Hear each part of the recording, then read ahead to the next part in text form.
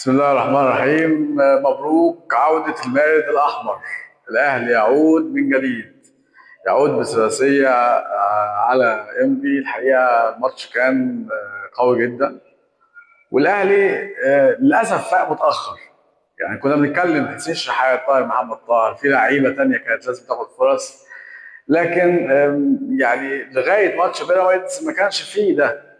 لكن اعتقد ان ماتش بيراميدز فوق الدنيا وخلى المساعدين اللي موجودين المصريين تحديدا وليد صلاح الدين وعادل مصطفى اتكلموا اكيد مع طرق. حسين شحات ما يقعدش.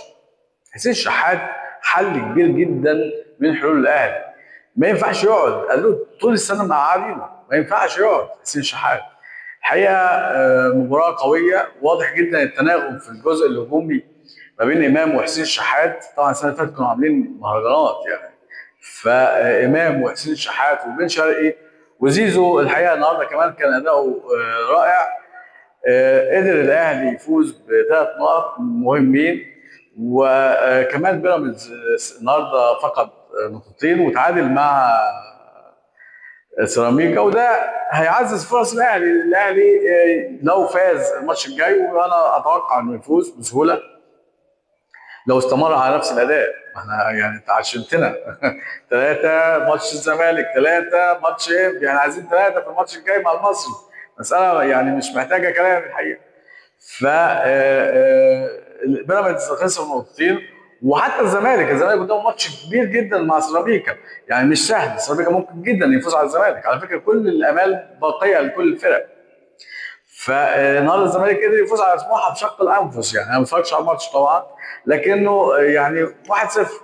وكل الكلام اللي بيتقال الحقيقه على انه الماتش كان صعب جدا على الزمالك، والزمالك ما كانش احسن حاجه، وانه اداؤه كان في تراجع، وده متوقع لانه بعد الهزه الكبيره جدا في ماتش الاهلي وهزيمه الزمالك قدام الاهلي 3-0، فده متوقع انه يكون في هزه في الاداء كبيره جدا.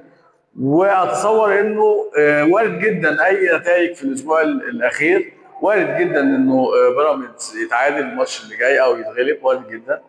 الزمالك ممكن كمان ما يقدرش يحقق الفوز وما يقدرش يحقق التعادل. على فكره ممكن جدا سيراميكا مطلع الزمالك من الكاس، فتبقى امال الاهلي قائمه.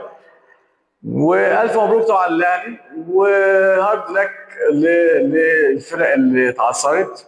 ومبروك برضه للزمالك. الزمالك قدر ان هو يفوز ويقتنص ثلاث نقاط مهمين، وان كان يعني الاداء، كل الكلام اللي شفته بعض اللقطات، ما كانش الحقيقه الزمالك ما كانش جاي اتفرج على الماتش وهقول رايي. لكنه مبروك للاهلي، ومبروك عوده. اهم من الثلاث نقط بالنسبه للاهلي مبروك الاداء. يعني ما دام اداء جيد ومطمئن، ده شيء كويس جدا جدا جدا يطمن جمهور الاهلي. مبروك للاهلي ومبروك لجمهور الاهلي. شكرا جدا لكم.